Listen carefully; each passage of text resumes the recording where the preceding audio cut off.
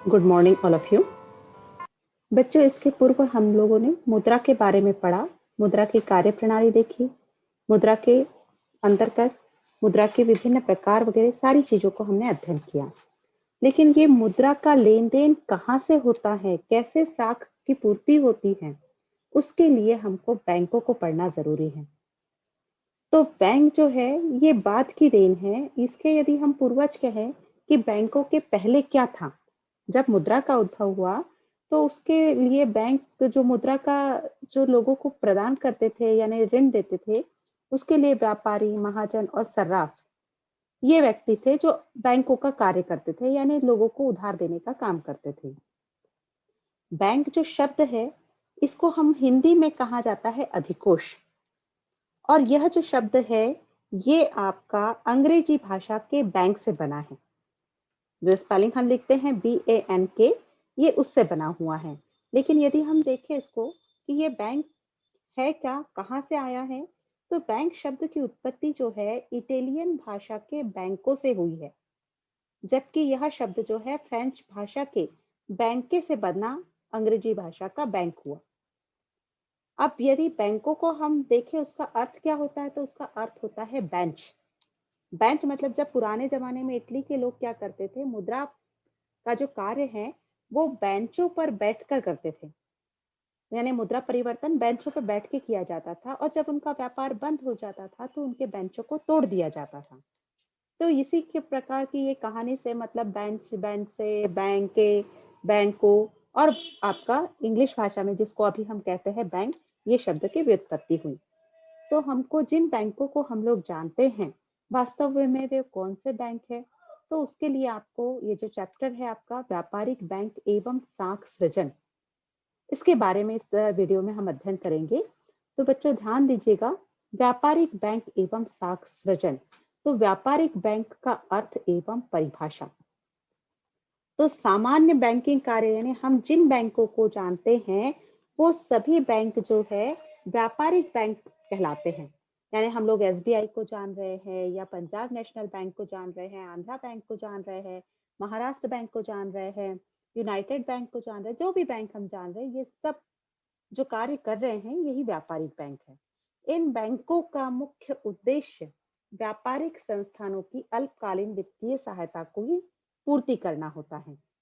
व्यापारिक बैंक धन जमा करने, अब देखिए क्या क्या कार्य करते हैं, ये हम लोग भी जानते हैं कि हम बैंक जाते हैं क्या क्या कार्य करते हैं। तो ये जो कार्य कर जिस कार्य हेतु हम बैंक जा रहे हैं वो सारे कार्य जो है व्यापारिक बैंक के हैं, यानी धन जमा करने, ऋण देने, बैंकों का संग्रहण एवं भुगतान करने, और एजेंट से संबंधित कार्य, जो जिस ये सब कार्यों के माध्यम से बैंक जो है हमारी सहायता प्रदान करते हैं। प्रोफेसर काउथर के अनुसार परिभाषा दी गई है, व्यापारिक बैंक वह संस्था है जो अपनी स्वयं की तथा जनता की साख का व्यापार करती है।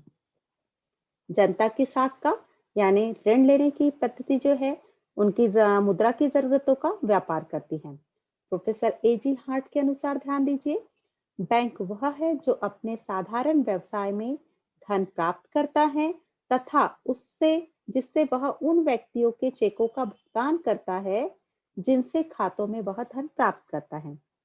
मतलब वो साधारण व्यवसाय से धन भी प्राप्त कर रहा है और उनके माध्यम से उन्हीं का कार्य करने के लिए उनके चेकों का भुगतान भी करता है। यानी एक प्रकार से बैंक जो है अपने ग्राहकों की सहायता प्रदान करता है, उनके एजेंट का भी कार्य करता है। तो ये व्यापारिक बैंक का अर्थ और परिभाषा थी।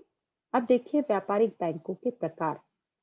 जो हम जान रहे हैं वो व्यापारिक बैंक है, तो उनको किन कैटेगरी में रखा है, क्या क्या प्रकार है उसके, तो आप देख सकते हैं इसके दो प्रकार है। एक है आपका अनुसूचित बैंक और दूसरा है आपका गैर अनुसूचित बैंक।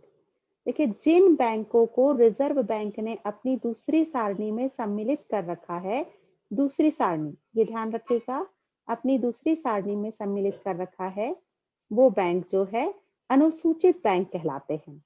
इसमें 15% भाग रिजर्व के पास रखना होता है, यानी इन बैंकों को अपने हिस्से का जो कोष है वो 15% भाग रिजर्व बैंक के पास रखना होता है। प्रति सप्ताह इसका स्थिति विवरण जो है बैंक को भेजना होता है। इसे अनुसूचित बैंक में देखिए इन बैंकों की चुकता पूंजी प्रारक्षित निधि मिलाकर कम से कम 5 लाख के बराबर होनी चाहिए।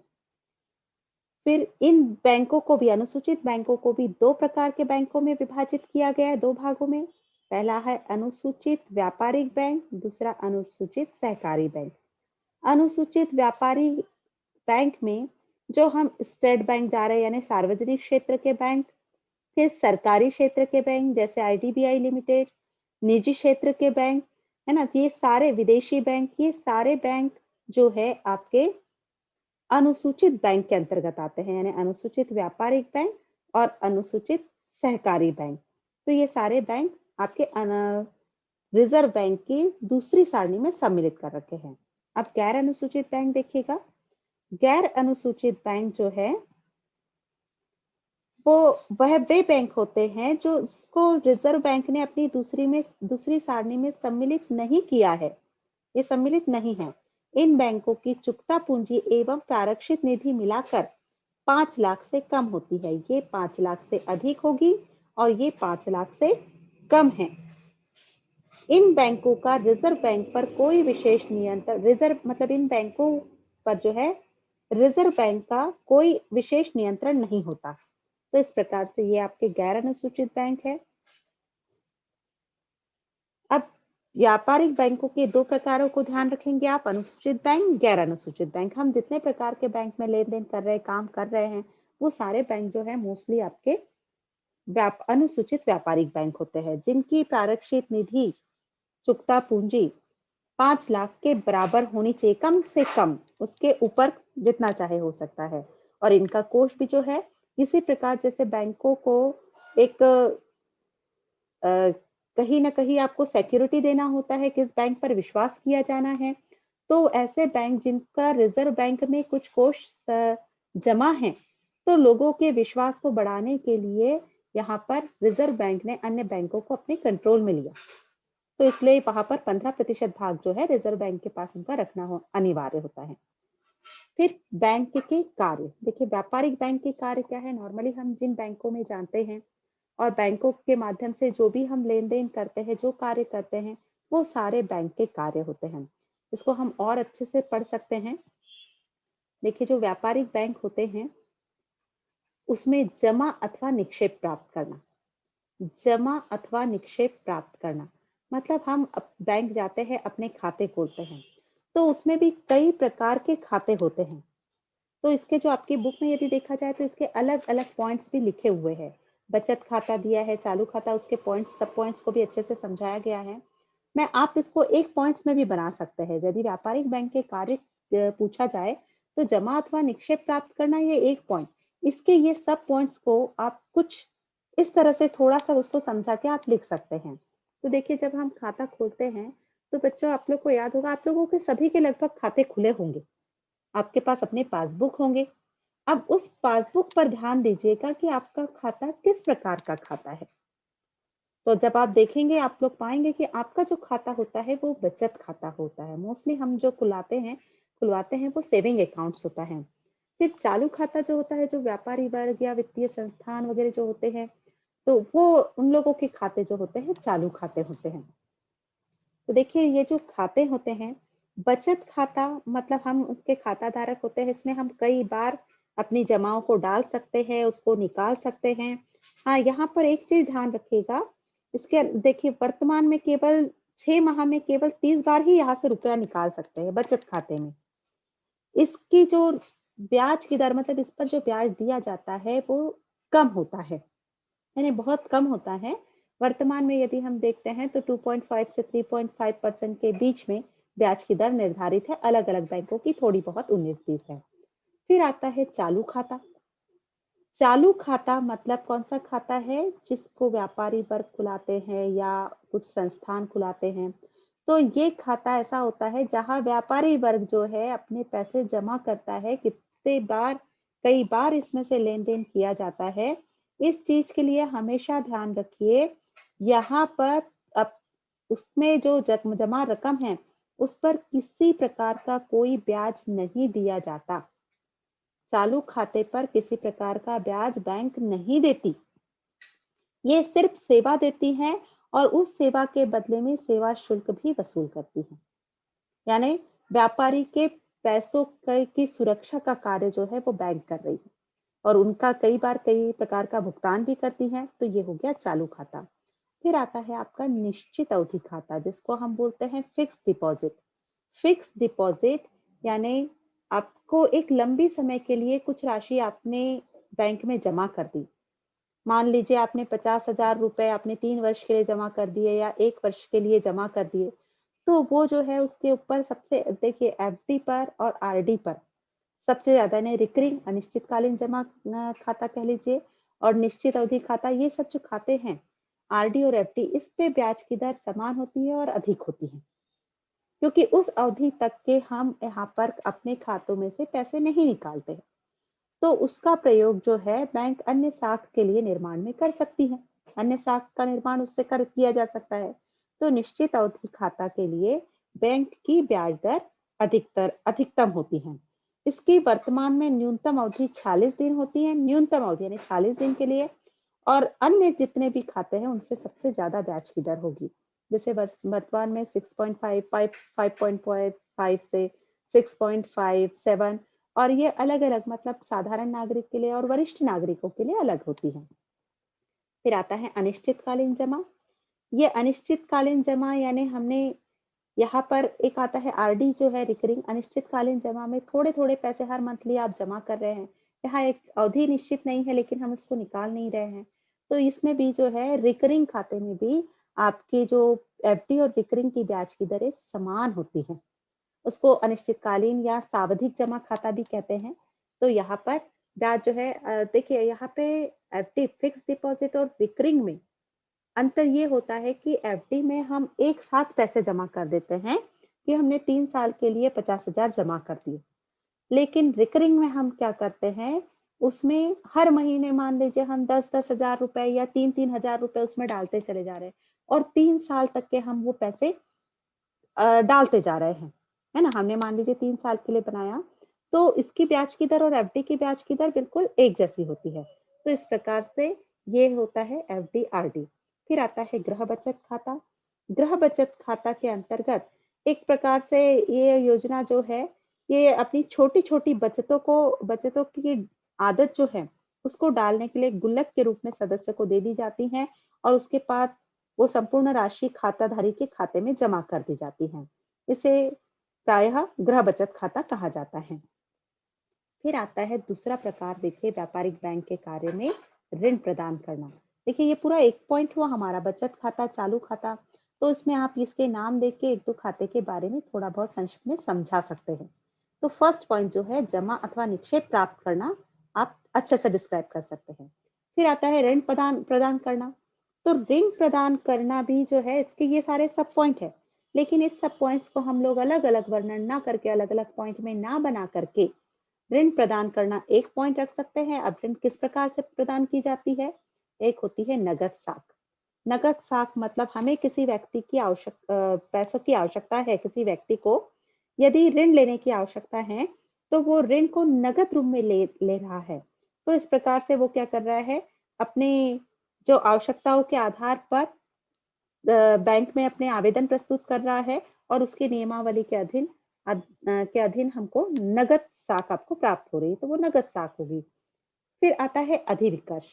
अधिविकर्ष की सुविधा देखिए मोस्टली व्यापारी वर्ग लेता है। इसमें क्या होता है, उद्योगपति हो गया, व्यापारी वर्ग हो गया, इन लोगों का जो लेन-देन होता है बैंक के थ्रू बहुत होता है। बहुत से विनिमय बिलों का भुगतान करना होता है, चेकों का भुगतान चेक किया जाता है। तो कई बार व्यापारी वर्ग क्या होता है, खुद ये एक आवेदन प्रस्तुत करता है बैंक में, क्योंकि वो उनका नियमित ग्राहक है। तो बैंक से एक सुविधा लेता है कि मुझे या तो 2 लाख का या 3 लाख तक के अधिविकर्ष की सुविधाएँ दी जाए, कि इस बीच में यदि इससे पैसे कम भी रहें, तो बैंक जो है इस अमाउंट तक के उनके जो चेक है, वो उसका भुगतान स्वयं से कर देगा। इसके उपलक्ष्य में बैंक क्या करेगी? बैंकों को जब तक कि ये राशि उसने दी है, तो इसके ऊपर अतिरिक्त ब्याज जो है व्यापारी को उसको देना होगा। तो ये सुविधा कहलाती है अधिविकर्ष की सुविधा। फिर आता है ऋण तथा अग्रिम। तो देखिए ऋण तथा अग्रिम क्या है? नगद साख आप समझ गए होंगे, अधिविकर्ष की सुविधा आप समझ गए होंगे। अब ऋण तथा अग्रिम, ऋण तथा अग्रिम में संपूर्ण राशि एक साथ प्राप्त हो जाती है यदि, तो वो राशि जो प्राप्त हो जा रही है तो वो पूरा ऋण की जो राशि तो वो ऋण और अग्रिम के अंतर्गत कहलाई जा रही है। फिर विनिमय बिलों की कटौती। विनिमय बिल, आज का डेट में जो लेन-देन होता है व्यापारियों का, तो उसके बदले में विनिमय बिल दिए जाते हैं। मतलब एक प्रकार का एक ऐसी लिखित स्वीकृति है, लिखित प्रलेख है, जिसका भुगतान जो है इन बिलों के माध्यम से किया जाता है। तो विनिमय बिल के वाहक को बिल की परिपक्वता अवधि समाप्त होने से पूर्व ही बिल का भुगतान कर दिया जाता है, जिससे क्या होता है यहाँ पर बिलों की कटौती हो जाती है। तो ये सारी सुविधाएं जो है व्यापारिक बैंक करती हैं। यानी ये ऋण प्रदान संबंधित कार्य होगा उसके। फिर अभिकर्ता अथवा प्रतिनिधित्व संबंधी कार्य। तो बैंक क्या करती है? भुगतान एकत्रित करती है, विनिमय बिल स्वीकार करती हैं, ग्राहकों की ओर से भुगतान करती है। कई बार बिलों का भुगतान उसके माध्यम से होता है। ग्राहकों को जो लेन-देन है, चेक जो है उसका उसके इसमें खाते में चला जाता है, हमने जमा किया दूसरे खाते में ट्रांसफर कर दिया जाता है। धन की वसूली के इन्हीं के माध्यम से, बैंकों के माध्यम से की जाती है। प्रतिभूति और शेयर का क्रय विक्रय भी बैंकों के माध्यम से होता है। यानी जो आपका जो अंशों का और ऋण पत्रों का खरीद फरोख्त है, ये बैंकों के माध्यम से आवेदन निकलते हैं, वहां से उसको मतलब पूर्ण किया जाता है, क्रय विक्रय किया जाता है। फिर धन का हस्तांतरण, एक दूसरे के खाते में धन डालना, ट्रांसफर करना, ये सब कार्य बैंकों का होता है। विदेशी विनिमय की सुविधा। विदेशी विनिमय यानी विदेशों के साथ व्यापार का यदि लेन-देन हो रहा है, तो ग्राहकों के लिए बैंक, पासपोर्ट, यात्रा संबंधी विदेशी विनिमय एवं अन्य सुविधाओं के लिए भी पत्र व्यवहार करने का कार्य बैंक करती है। इसके अलावा विविध कार्य जो है, अब विविध कार्य के पॉइंट्स को आप अलग से समझा सकते हो, या इसके 1-2 पॉइंट जो है लास्ट के, इस पॉइंट को आप मतलब इसमें एक साथ ना लिखकर अलग से इसको पॉइंट दे सकते हैं। तो इस प्रकार से टोटल आप 5 या 6 पॉइंट याद करिए। मूल्यवान वस्तुओं की सुरक्षा। बैंक में लॉकर की सुविधा ले ली जाती है, जिसमें बहुमूल्य आभूषण, आपके प्रॉपर्टी के पेपर यानी कुछ जरूरी कागजात उसको आप रख सकते हैं। तो जो भी मूल्यवान वस्तु है इसकी सुरक्षा आप कर सकते हैं। यात्री चेक की सुविधा। देखिए, यात्री चेक की सुविधा, बैंक अपने ग्राहकों के लिए यात्री चेक तथा साख प्रमाण पत्र देते हैं, जिससे उन्हें यात्रा करते समय नगद मुद्रा साथ में रखने की आवश्यकता नहीं होती, तो वो यात्री चेक कहलाते हैं। फिर साख संबंधी सूचना। साख संबंधी सूचना यानी बैंक अपने ग्राहकों को यदि उनके खाते में पैसे कम हो रहे हैं, तो वो व्यापारियों को जानकारी पहले से देती है, आर्थिक स्थिति की जानकारी, क्योंकि कुछ-कुछ व्यापारी वर्ग जो इतना बड़ा व्यापार होता है, जिसमें उनको पता भी नहीं होता है कि उनके पास में कितने पैसे हैं। तो बैंक जो है उनके निर्णय लेने में यहाँ पर मदद कर सकती है, उनको साख संबंधी सूचनाएँ समय-समय पर भेजती हैं। ग्राहकों को सलाह देना, क्या चीज़ अच्छी है, कोई नई स्कीम आई है, ब्याज की दर या कुछ खाते से और कुछ फ़ायदा होना है, तो ग्राहकों को सलाह देने का कार्य करती हैं। और उनके ये सारे भुगतानों का कार्य करती है, तो उनके एजेंट का भी वह कार्य करती है। तो ये विविध कार्य हो गया। फिर व्यापारिक बैंकों के आधुनिक कार्य, ये बहुत इम्पोर्टेंट है, जिसका वर्तमान में हम प्रयोग कर रहे हैं। पहला है इंटरनेट बैंकिंग। वर्तमान में ये फैसिलिटी सबसे ज़्यादा प्रयोग की जा रही है। इंटरनेट बैंकिंग यानी घर बैठे आप बैंकिंग की सारी सुविधाओं का इस्तेमाल कर सकते हैं। आप यहाँ से नया खाता भी खोल सकते हैं, सारी ई सेवा ले सकते हैं। घर बैठे ही आप अपने बैंक के बारे में डिटेल जान सकते हैं, उससे कहीं पैसे ट्रांसफर कर सकते हैं। ये सारी चीज़ें और अन्य बिलों का भुगतान भी हम इसी से कर सकते हैं। तो ये आपका इंटरनेट बैंकिंग है। फिर सर्वत्र बैंकिंग।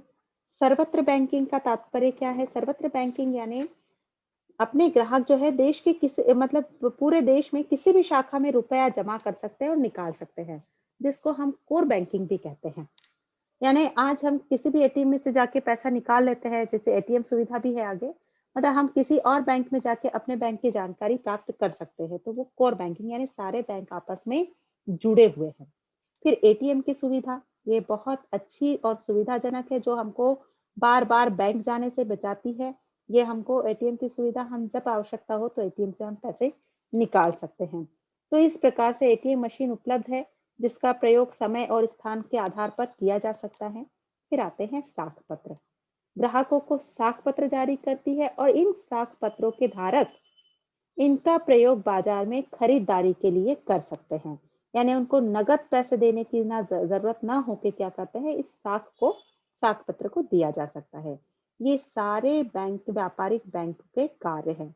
इसमें से जो आपको अच्छे से, जिस पॉइंट को आप अच्छे से लिख सकते हैं, उन कार्यों को याद कर लीजिए और उस आधार पे अपने क्वेश्चन को तैयार करेंगे। तो ये हो गया बच्चों व्यापारिक बैंक के कार्य। अब एक प्रश्न आता है, व्यापारिक बैंकों द्वारा साख का निर्माण कैसे होता है? तो जैसे हमने पढ़ा है कि व्यापारिक बैंक के कार्य क्या है, कितने प्रकार के बैंक हो रहे, कितने प्रकार की जमाएं प्राप्त हो रही है और उन जमाओं के आधार पर व्यक्ति जो बैंक है ये साख का निर्माण कर सकते हैं।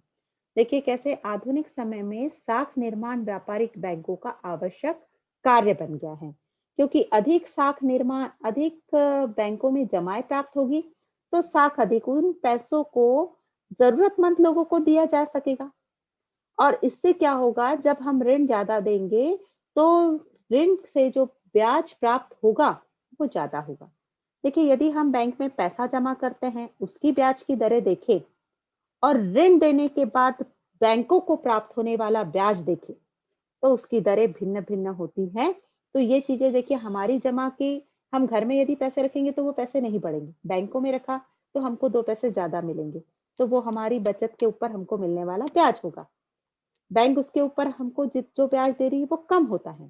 ठीक उसी प्रकार यदि हमको उधार की जरूरत है, साख की जरूरत है, तो बैंक से जब हम ऋण लेते हैं और उसके बदले में ब्याज दिया जाता है, उसकी दर बहुत अधिक होती है इसकी तुलना में। तो ये जो अधिक होगी मतलब हमारे पास से जो, जिसने ऋण लिया है उसके पास से बैंक में ज्यादा धन जमा होगा। तो जितने लोगों की बचतें बैंक में जाएगी, साख का निर्माण उतना ज्यादा होते जाएगा। यानी व्यापारिक बैंकों का आवश्यक कार्य बन गया है साख का व्यापार करना। वर्तमान समय में व्यापारिक बैंक मुद्रा का केवल लेन देन ही नहीं करती बल्कि साख का निर्माण करती हैं, क्योंकि अब जो है बैंक वो सुविधाएं प्रदान करती, बैंक आपको बचतों को बढ़ावा देती हैं और बचतों को बढ़ावा देने के साथ साथ कई प्रकार की आपको लोन की सुविधा मिलती है। आपको हाउस लोन मिलता है, आपको कुछ वस्तुएं खरीदने के लिए भी लोन मिलता है। तो इस प्रकार से क्या हो रहा है, लोन का यानी साख का निर्माण बैंकों के माध्यम से होता है। शेयर्स के अनुसार देखिए, बैंक केवल मुद्रा जुटाने वाली संस्थाएं ही नहीं है बल्कि यह मुद्रा का सृजन भी करती है, यानी यह मुद्रा की सृजन करता भी है। व्यापारिक बैंक 2 तरीकों से साख का निर्माण करते हैं, पहला प्राथमिक जमाएं, दूसरी व्युत्पन्न जमाएं। प्राथमिक जमाएं वे जमाएं होती है जो जमाकर्ता द्वारा बैंक में वास्तविक मुद्रा के रूप में जमा की जाती है। जैसे हमने खाता खोला, हमने बचत खाता खोला, या आपका चालू खाता है, या आपका एफडी है या आरडी है, इस प्रकार की ये प्राथमिक जमाएं हुई। व्युत्पन्न जमाएं, जब ऋण दिया जाता है, जो मैं बात कर रही थी आपको पहले, ऋण दिया जाता है तो ऋण देने पर बैंक अपने ही बैंक में उसके खाते से में उस ऋण की राशि डाल देता है और उस खाते में बैंक द्वारा लिखी गई धनराशि जमा कहलाती है। मतलब ऋण दिया, उसके बाद में जो ब्याज आते जा रही है उससे पैसे पे पैसे बढ़ते जा रहे हैं, तो वो जमाएं क्या कहलाएगी, व्युत्पन्न जमा अथवा प्राथमिक जमा का परिणाम होती है। तो इस प्रकार से पैसों का जो लेन देन है, यानी यहाँ पर जो कोष है वो अधिक कोष बढ़ते रहता है। तो इस प्रकार से प्राथमिक जमाएं और व्युत्पन्न जमाएं, देखिए इसको बहुत ज्यादा इंपॉर्टेंट है। साख का निर्माण कब होगा, बैंक जितना अधिक ऋण देती है उतनी ही अधिक साख जमाएं होती हैं। इसलिए आजकल लोन लेना ना बहुत ज्यादा मुश्किल नहीं है, कुछ फॉर्मेलिटी करनी होती है जो कि कम है, पहले की तुलना में कम फॉर्मेलिटी करनी होती है, क्योंकि यदि ज्यादा ऋण दिया जाएगा तो वहां से साख का निर्माण भी ज्यादा होगा, तो ज्यादा साख जमाएं उत्पन्न होगी। इस प्रकार ऋण जमाओं को उत्पन्न करते हैं और जमाएं ऋण को जन्म देती हैं। तो इस प्रकार से इसलिए कहा गया है कि व्यापारिक बैंक जो है साख का निर्माण भी करती हैं। अब बैंकों का महत्व जो आप जान रहे हैं, बैंकों का महत्व, जब से बैंक आए हैं बैंकों का निर्माण हुआ, व्यापार और उद्योगों के विकास में सहायक हो गए। व्यापारी वर्ग, उद्योगपति जो है, यदि उनको ऋण की आवश्यकता है तो वो ले सकते हैं। उनके खाते, उनके पैसों की सुरक्षा, पैसों संबंधी कार्य करना, वो बैंकों की सहायता से करते हैं। तो बैंक उनके लिए बहुत महत्वपूर्ण है। पूंजी संचय को प्रोत्साहन, हम अपने पैसे जो है जमा करके रखते हैं, बचतों को बढ़ावा मिलता है। अब देखिए, बचतों को बढ़ावा, हमारी बचतें जब बैंक में जाएगी तो चार पैसे आर्थिक स्थिति हमारी भी सुदृढ़ होती जाएगी और इन पैसों के द्वारा नए साख का निर्माण यानी जरूरतमंदों को मदद भी मिलेगी। और देखिए फायदा क्या होता है, हमको क्या प्रलोभन होता है कि यदि आपकी बचत या इन्वेस्टमेंट बढ़ता है, जैसे हम एफडी लंबे समय के लिए एफडी वगैरह जमा कर रहे हैं, तो उससे हमको इनकम टैक्स आयकर में छूट भी मिलती है।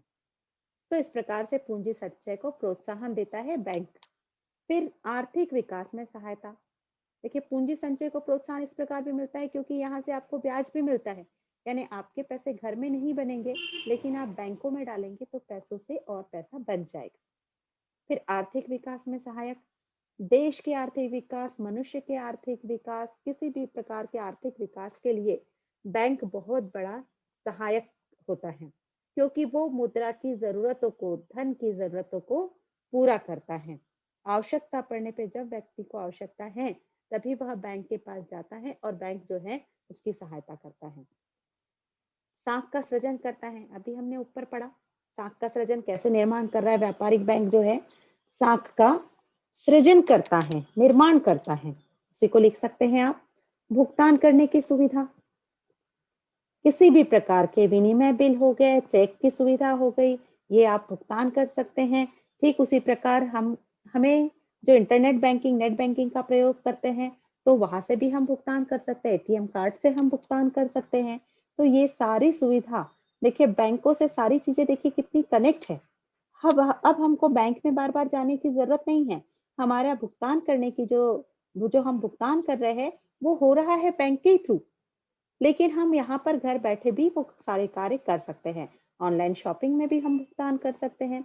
तो ये भुगतान करने की सुविधा जो है, ये बैंकों के विकास के माध्यम से हमको लाभ मिला है।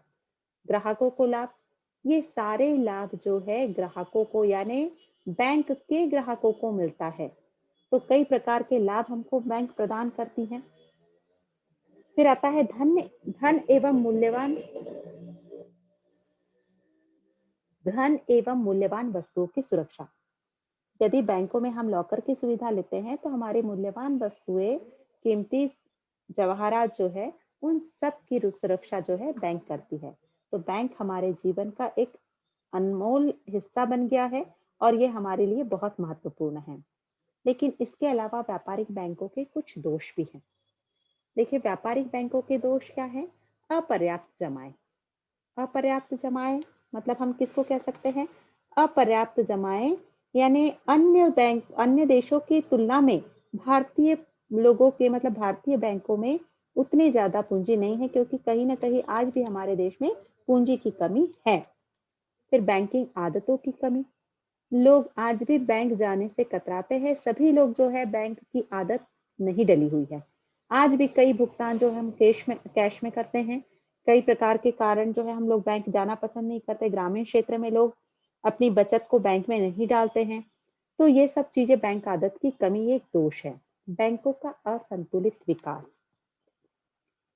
कुछ राज्यों में तो बैंकों का काफी अच्छा विकास हुआ है, लेकिन कुछ राज्यों में अभी भी विकास की गति धीमी है। ग्रामीण क्षेत्रों में अभी भी विकास बैंकों का नहीं हो पाया है। विनियोग की गलत नीतियां, विनियोग की गलत नीतियां यानी यहाँ पर जो हम जमा कर रहे हैं उसके ऊपर जो लाभ है वो अलग अलग बैंकों का थोड़ा अलग होता है, और कहाँ इन्वेस्ट करना है लोगों को जानकारी भी पूरी नहीं होती है, और वो नीतियां सही तरीके से आज भी उतनी ज्यादा प्रचलित नीतियां नहीं है। फिर कानूनी तरलता अनुपात एवं नगद कोष अनुपात की समस्या। देखिए व्यापारिक बैंक को रिजर्व बैंक के पास एवं स्वयं के पास अपनी नगद जमाओं को एक निश्चित समय तक के रखना आवश्यक होता है, निश्चित प्रतिशत में।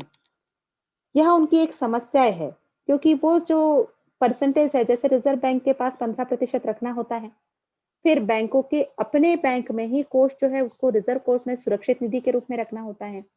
तो ये जो रखना है तो उस आधार पे पैसों की कमी होने लगती है, क्योंकि ये तो रखना है, इस पैसे को यूज नहीं किया जा सकता है। तो इसलिए ये कोष की जो अनुपात की समस्या जो है ये बनी रहती है।